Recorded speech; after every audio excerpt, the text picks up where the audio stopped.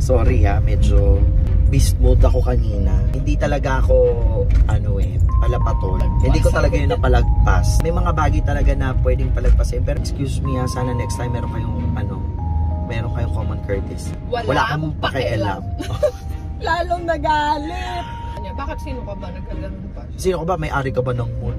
Sino ba may sabi na may-ari ako ng mall? Tanga ka ba? Talagang lumaki talaga tayo sa kalye. Aminin natin sa hindi nung araw. Sabi sa akin ng nanay ko, gusto ko may mga mag-sleepover. Sabi niya, ano ka ba? Mapapa-sleepover di ka naman mayaman.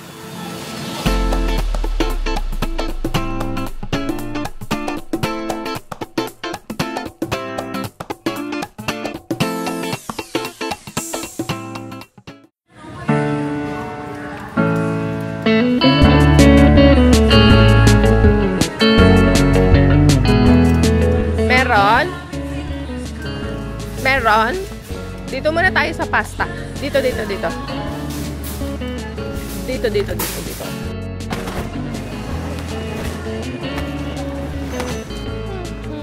Pasta. Kailangan na pasta. Linguine. May ganito pala Capellini. Parang siyang spaghetti pero maliliit. Saan na yung Ay, aray ko. Ay, sorry nga. Ideal na linguine. Ideal. Hala, wala ideal na linguine. Hala, lang. Pareho lang ba ng presyo?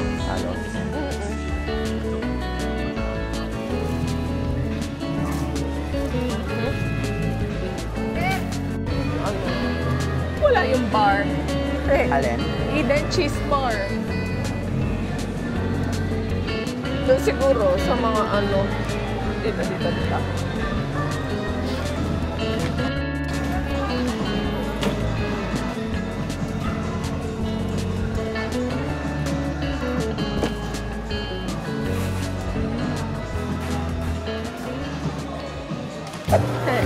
Miss ko to, yung yogurt na merong mga fruits. Mura kasi dito, guys. Although hindi naman siya pure na yogurt, okay na to. Pang-quench ng ng cravings. Mahal, halina na. Ano sa'yo? Ganito o malaki din? Malaki. Sana lang. Merong banana? Konti lang.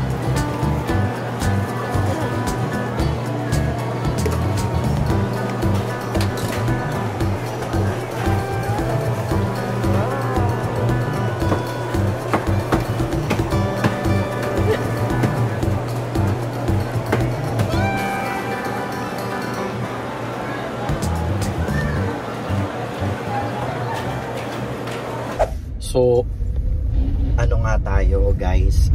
Sorry medyo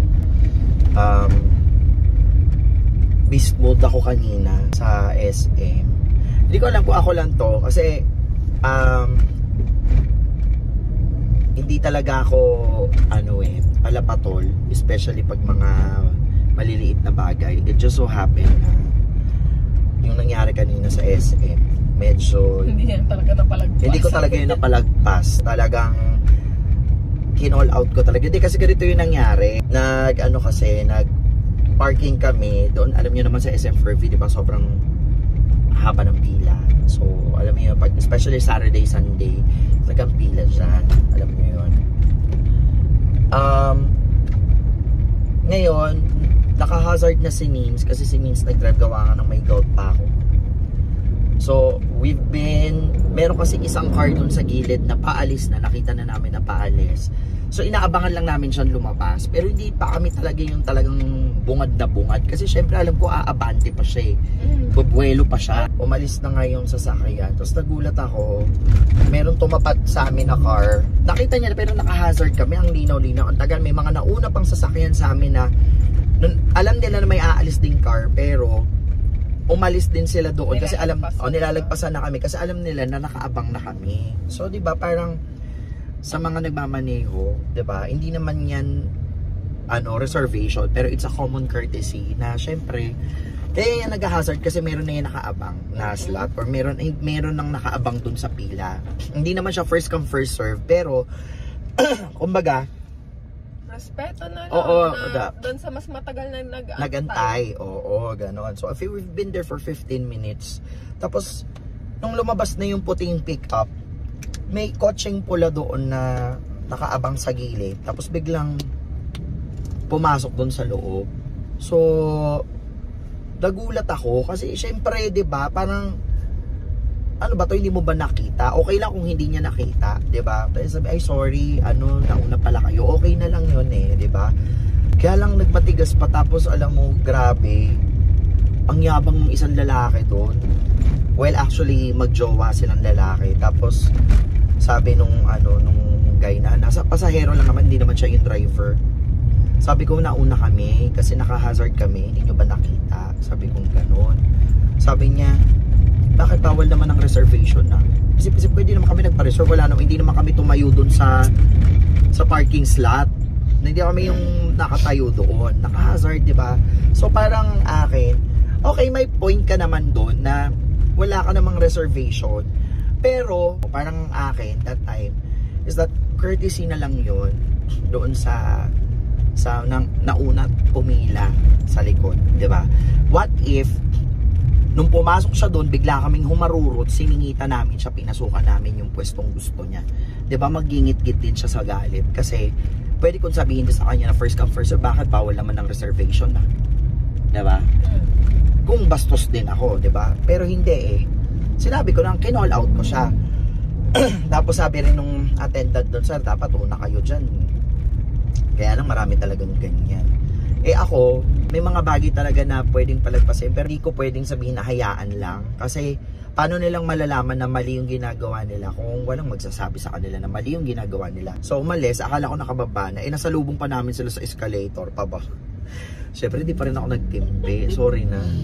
Sinabi ko lang din naman yung piece ko na sabi ko, excuse me sana next time meron kayong common courtesy. Tapos sasagot pa naman sa akin, wala kang pakialam. Lalong nagalit. Sa isip-isip ko, kaya naman pala, no wonder. Okay, no wonder. Lalo siyang napindot. Ayan, anuhan na sila. Nagbalitaktakan na silang dalawa. Sabi ko, common courtesy, hindi nyo alam. Sabi ko, napakabastos. Talagang bastos ako. Tapos sabi ni Nins, kaya naman pala. Hayaan mo na yan, sabi ni Nins. Kasi nga, may ganun. Pero sabi pa niya, bakit sino ka ba? Nagkaganon pa siya. Sino ka ba? May-ari ka ba ng mall? Sino ba may sabi na may-ari ako ng mall? Tanga ka ba? Gusto ko sabihin. Sino ba may sabi may-ari ako ng mall? Ang point ko lang, parang okay lang siguro, may iintindihan ko yan kung kalsada. Yung ganyan, yung ganito, yung may sisingit na ganyan, whatever. Pero sa parking, talagang sa parking, alam mo yun, parang ano na nga lang daw yan. Kumbaga, kung di mo maintindihan yung common courtesy, huwag ka muna mag-drive. Common sense na lang. O kaya kung wala kang common courtesy, huwag ka na lang muna mag-drive. Oo, kung mga ilang sasakyan nga na nilagpasan tayo, pare-parehas ng isip na gano'n ang gawin. Bakit siya namumukod tangi, siya lang gumawa nun? Actually, mali din talaga siya kasi yung lane na hinintuan niya, antaran. Buti nga, hindi rin nagalit yung nasa likod niya Kaya nga, ay nako, yamon na. Sige. Yun lang naman guys. Nakakaano lang. Baka may nakapag-video sa amin kanina. Huwag na kayong magalit. I mean, huwag na kayong magulat. Baka makita nyo kami may nag-video sa amin sa parking kanina. Tsaka sa mall. Kasi nagsasagutan pa sila hanggang nasa loob ng mall Ayun. Anyway, ayun. Hindi nga naman talaga lahat ay natututunan sa sa pinag-bike class. Wala siyang class. Eskwela. Kaya, anyway, bye everyone.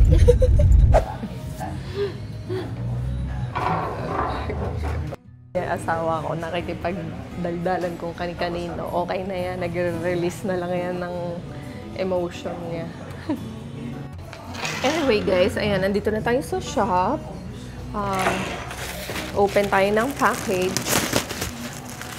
Pinadala to na nakaraan pa hindi ko pa nabuksan Order kasi ko ng mga bagong lagayan para din sa candle making. Kasi pag may mag-e-event na madami sila, ang setup ko kasi ng candle making is good for 5 lang. So, dahil nga, dumadami na yung event dito sa shop and gusto nila mag-candle making at the same time, nagdagdag ako ng another 10. So, pang 15 setup na to. So, yan. Buksan natin. Sana walang basag. Magbabasagin pa naman kasi to.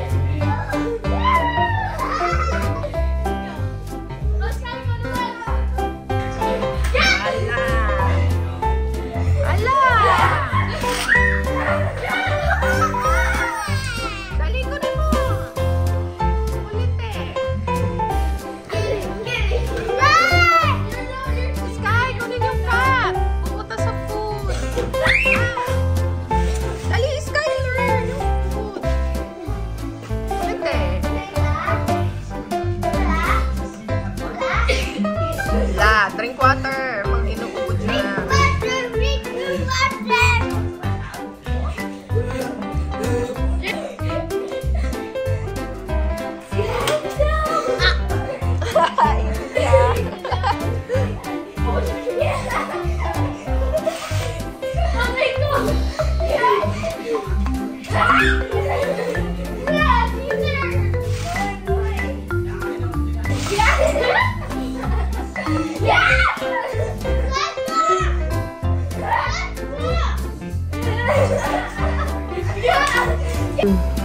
You wanna try? Mas masarap yan kung malamig.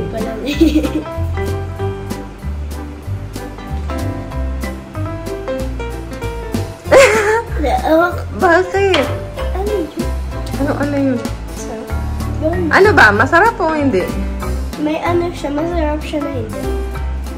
Kasi it's puro leaves. Dapat to may konti man lang na carrots or mansanas. Gawan mo. Gagawin kita? We, baka di mo inumin ha? Half lang. We, bakit? Anong gagawin mo? Siguraduhin mo ha? Wala pa pang hugas ng kamay. Just then, I just arrived here sa BGC for my gig. Hindi na ako nakapag-vlog sa bahay kasi nagmamadali ako dahil malilate na rin ako. Buti na lang walang traffic. Buti na maaga pa ako dumating kaya may time pa ako to prepare bago mag-set. So anyway, nakakatuwa lang no na yung mga bata nandun sa bahay, nag-e-enjoy sila. Kasi alam nyo naman diba nung araw, yung mga batang 80s, 90s, 2000, early 2000, talagang lumaki talaga tayo sa kalye. Aminin natin sa hindi nung araw talagang I wouldn't say that super safe, pero we have the liberty or the freedom to explore and to play with other kids, diba? Nang hindi kinakabahan kasi dati naalala ko nung bata ako, pag naglalaro kami sa labas talagang todo-todo. Nung araw si mami ko, ayaw niya akong maglalaro sa labas. Pero dahil may time naman na inaalaw niya ako, pero at a certain time lang, which is good kasi I get to play along with some friends, no? Tapos masaya yung childhood ko. And right now, medyo iba na nga yung panahon ngayon. Yun din nga yung wino-worry namin ni Nina kasi parang yung mga bata more on gadgets, more on mga laruan na alam mo yun, bahay lang talaga sila. They're actually not allowed to go out kasi unang-una yung kalye namin dinadaanan ng mga sasakyan. Pangalawa, yung panahon kasi ngayon hindi rin natin masabi, kaya we try as much to limit their exposure outside. So ang ginagawa namin ngayon nila Nins is to bring some friends in the house where they feel safe. So yun, yung kaibigan ni Sky na kakarate niya, ay nag-i-sleep over. Natatawa lang ako kasi dati nung araw sabi sa akin ng nanay ko, gusto ko may mga mag-sleep over. Sabi niya, bakit naman mapapa-sleep over, di ka naman mayaman. Kasi nung araw pag sleep over, parang pang mayaman lang yung ganong setup, alam niyo yun. Pero these days, kasi we want our kids to experience other peers, aside sa school syempre, pero yun talagang laro. So kung maingay yung bahay kasi nandiyan yung mga friends, okay lang, talagang sinusupport talaga namin yung ganon. Kasi yun lang yung chance na talagang they could be themselves with friends, to explore and to learn new things. Kaya okay lang talaga sa amin mag-asawa yun. Nga lang, hindi palaging nangyayari yung sleepover, parang at least once a month. Ayan, pinapapunta namin sa bahay yung si Jai, ayun, para mag-sleepover, manood sila ng movie, especially pag walang school, na dati hindi ko yan naranasan, na sila ngayon nakakaranas ng ganyan. So di ba kami mayaman, pero na-experience nila yan. So anyway, yun lang naman. I think these kids deserve din yung ganong klase ng play na walang gadget. So as much as possible, pag nandyan yung mga friends nila, we take out their gadgets so that they could play and to really immerse themselves in playing. Yun naman yung importante kasi it's gonna be part of their childhood and we don't want them to really parang ikulong sila dun sa idea na ito lang dapat. So yun, anyway, pupunta na ako doon sa gig, no? Medyo mahaba na tong usapan na to, magkita na tayo pag uwi sa bahay. Okay, so we'll see you